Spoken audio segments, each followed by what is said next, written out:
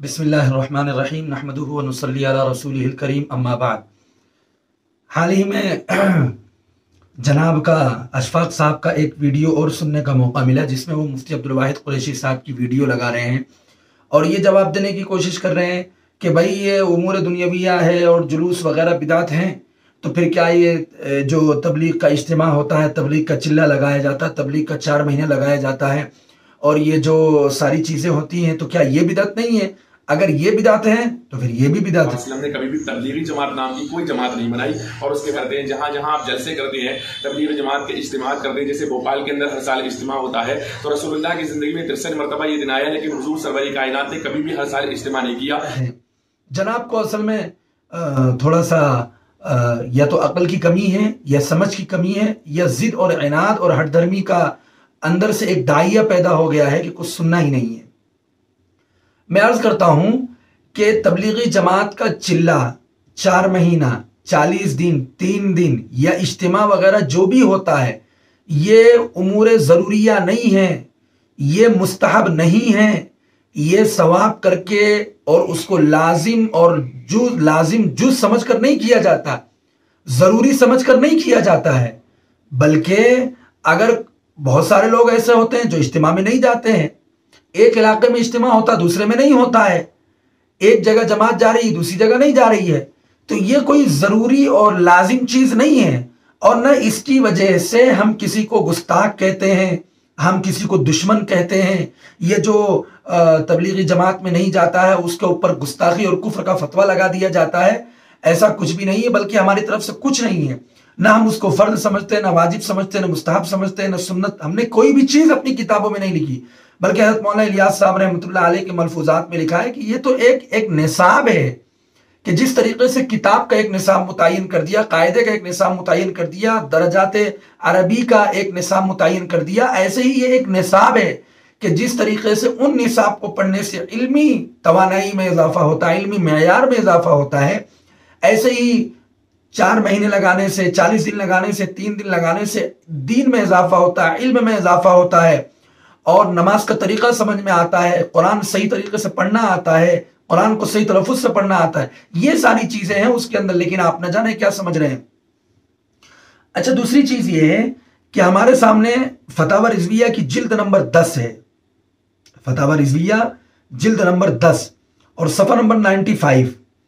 क्या कहते हैं? किताबुल हज़री वल इबाहा कहते हैं कि दूसरा अम्र नाजायज़ इस मजलिस में यह था कि आम सड़क पर, खुसूसन बाजार में जहां आमदो रफ्त की ज्यादा कसरत रहती है, फर्श करके किताब पढ़ना कि यह हुकूक आम्मा में दस्त अंदाजी हुई। शरीयत में तो इसी लिहाज से रास्ते में नमाज पढ़नी भी मकरूह हुई, न कि बाजार की सड़क पर मजलिस। अब ये देखिए, ये लिखते हैं कि सड़कों पर, बाजार के अंदर जुलूस निकालना, मजलिस कायम करना, किताब पढ़ना, ये बिल्कुल भी मकरूह है, दुरुस्त नहीं है। बल्कि कहते हैं कि अगर कोई शख्स नमाज पढ़ता है, नमाज जैसी अहम इबादत, फर्ज इबादत, वो भी मकरूह फुक़ाए किराम ने करार दिया। और आगे इन्होंने दुर्र मुख्तार वगैरह का और दीगर किताबों का इन्होंने क्या है हवाला दिया है इनके आला हजरत फाजिल बरेलवी ने। एक बात। दूसरी बात कि ये मेरे सामने इनके हकीमुल उम्मत की तफसीर है और ये मेरे पास ये किताब है कुरान अज़ीम कंज़ुल ईमान, और इसका तफसीर जो है इसकी नूरुल इरफान है, इनके हकीमुल उम्मत है। सफ़ा नंबर 224 सूरह अनआम है, पारा नंबर 7 है। हाशिये में लिखते हैं, इस आयत से चंद मसले मालूम हुए। एक ये कि अगर गैर ज़रूरी इबादत ऐसे फसाद का ज़रिया बन जाए जो हमसे मिट न सके तो उसको छोड़ दिया जाए। अब देखिए, ये गैर ज़रूरी इबादत है, जुलूस निकालना, चरागा करना वगैरह वगैरह, ये गैर ज़रूरी इबादत है। इनको ये फसाद का जरिया बन गए। लोग गाना बजा रहे हैं, ढोल कर रहे हैं, ताशा कर रहे हैं और औरतों को नचा रहे हैं, हुजूर के नाम पर न जाने क्या क्या कर रहे हैं। तो ऐसे वक्त में चाहिए कि इनको ये फसाद का जरिया हो गया, इसको तर्क कर देना चाहिए। दूसरी बात ये है कि ये हमारे सामने ये किताब है फतावा रिज़विया और इसकी जिल्द है 9, सफ़ा नंबर 346। क्या कहते हैं इनके आला हजरत फाजिल बरेलवी? जिस अम्र से मुस्तफ़ा सल्लल्लाहु अलैहि वसल्लम बेउज़्र माने बिलक़स्द एतराज़ फरमाए, بے عذر مانع بالقصد احتراز فرمائے وہ ضرور امر شرعی و مشروع نہیں ہو سکتا.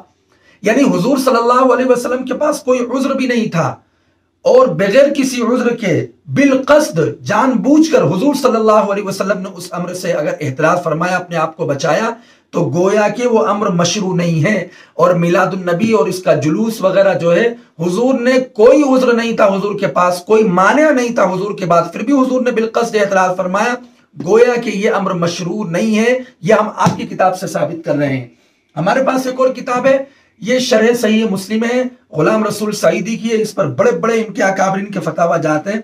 صفحہ نمبر 545 ہے.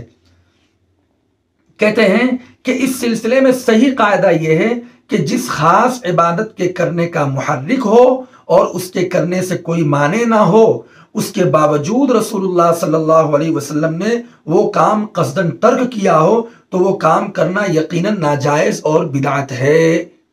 یہ غلام رسول سعیدی صاحب لکھ رہے ہیں. کیا لکھ رہے ہیں؟